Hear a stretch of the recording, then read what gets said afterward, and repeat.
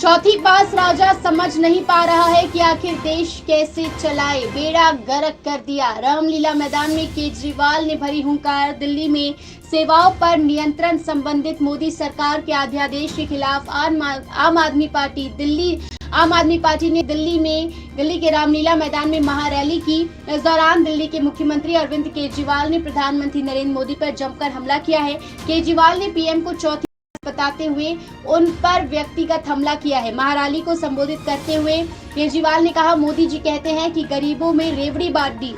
अरे मैं तो गरीबों के हाथ में अगर 4 रेवड़ी रख दी तो क्या हो गया? आपने तो चौथी पास पूरा का राजा पूरा रेवड़ा अपने दोस्त के हाथ में रख दिया। केजरीवाल ने कहा कि चौथी पास राजा को समझ नहीं आ रहा है कि आखिर देश कैसे चलाए। सुनिए। चौथी पास राजा, किसने सुनी है ये कहानी? इस कहानी का महात्म्य है कि इस कहानी को जितनी बार सुनोगे, जितनी बार सुनाओगे, उतनी भगवान की कृपा आपके परिवार के ऊपर बरसेगी। इस कहानी का जितना प्रचार प्रसार करोगे, उतना देश की तरक्की होगी, उतना समाज की तरक्की होगी। तो जिन लोगों ने कहानी सुनी है, वो भी बड़े ध्यान से दोबारा सुनना, अच्छे से सुनना और इसका खूब प्रचार प्रसार करना। ये कहानी एक राजा की है, एक चौथी पास राजा की कहानी है, एक अहंकारी राजा की कहानी है, एक भ्रष्टाचारी राजा की कहानी है। आप लोगों ने राजा और रानी की कई कहानियां सुनी होंगी। इस कहानी में राजा तो है, रानी नहीं है।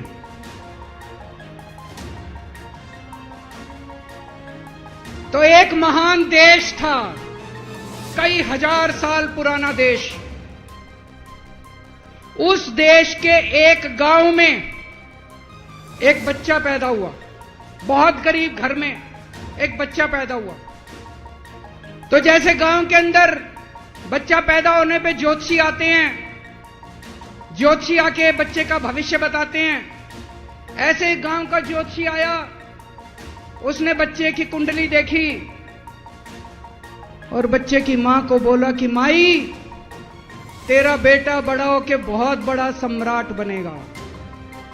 माई को समझ नहीं आया, मैं इतनी गरीब, मेरा परिवार इतना गरीब, मेरा बेटा सम्राट कैसे बनेगा?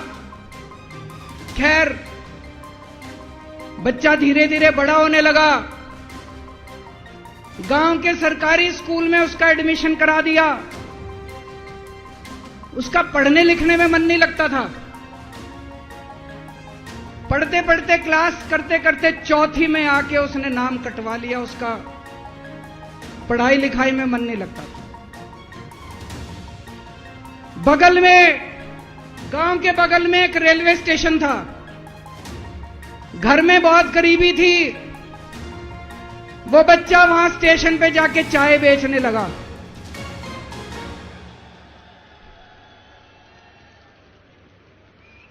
चाय बेच के अपना गुजारा करता था। वो भाषण बहुत अच्छा देता था, बचपन से ही बड़ा अच्छा भाषण देता था। गांव के लड़कों को इकट्ठा कर लेता और भाषण देना चालू करता। धीरे धीरे आसपास के गांव में फैल गया कि यह बच्चा भाषण बड़े अच्छे देता है। आसपास के लड़के भी इकट्ठे हो गए और जो मर्जी टॉपिक हो भाषण देना चालू कर देता था और रुकता ही नहीं था, घंटों घंटों तक भाषण देता रहता। बच्चा बड़ा हुआ। ज्योतिषी ने कहा था, बड़ा होके बच्चा उस महान देश का सम्राट बन गया। लेकिन राजा तो अनपढ़ था, उसे तो कुछ आता नहीं था।